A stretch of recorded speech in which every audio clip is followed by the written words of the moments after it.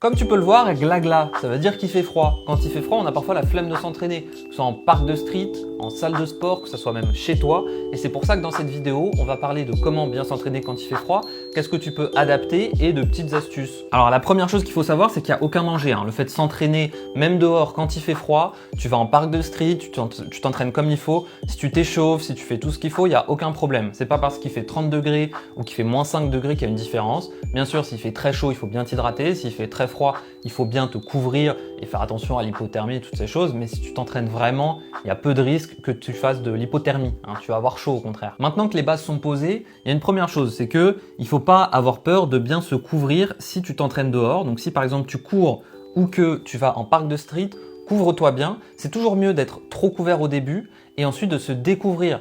Pourquoi? Parce que en fait, le début, c'est le plus important pour se chauffer tes tendons. En fait, le fait d'être froid quand tu vas faire un exercice physique intense, que ce soit encore une fois courir, que ce soit des tractions au parc de street, que ce soit n'importe quoi d'autre, si tu es froid, et même si tu arrives en salle de sport, encore une fois, je t'ai dit que ça s'appliquait aussi à la salle de sport, si tu arrives en salle de sport et que tu es froid, que tu as très froid et que tu t'y mets directement, c'est là que le risque de blessure est le plus élevé. Toutes les études là-dessus sont unanimes. Le plus important, c'est d'être chaud. Une fois que tu es chaud, ça réduit le risque de déchirure musculaire et aussi de déchirure au niveau de tes tendons. C'est comme un élastique, s'il est tout froid, il pète. Là où s'il est un petit peu chauffé, il va avoir plus de jeu. Donc couvre-toi bien, encore une fois, de manière à être bien chaud dès le début, quand tu commences ta séance.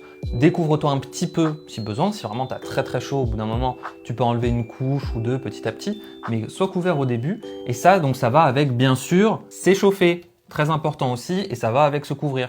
Le plus important, c'est d'être, encore une fois, chaud au début de ta séance. Dans les 5 premières minutes, il faut que tu sois chaud. Donc que ça soit faire des burpees, faire des squats, faire ce que tu veux, il faut quelque chose qui te réchauffe. Tu peux courir en allant au parc de street, ça va te réchauffer. Tu peux arriver à la salle et directement commencer par du vélo très rapide, par des burpees, ce que tu préfères. Là-dessus, il n'y a aucun problème tant que la température de ton corps est plus élevée une fois que tu es arrivé et que tu avais encore froid. Un autre petit conseil très pratique qui va avec tout ça, c'est les temps de repos qui doivent rester courts.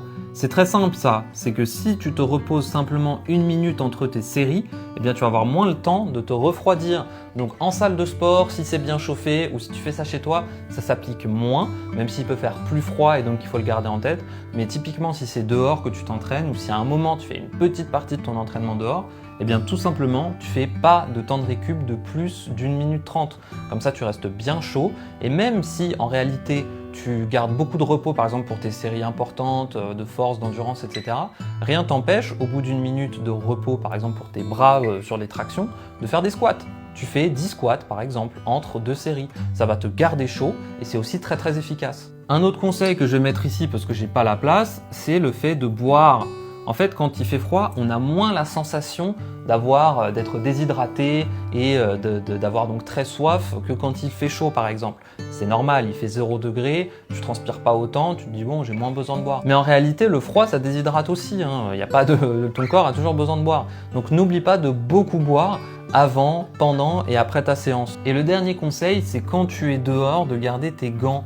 C'est pas parce que ça fait le mec un peu fragile ou parce que ça va un petit peu glisser aux tractions qu'il faut laisser ça de côté.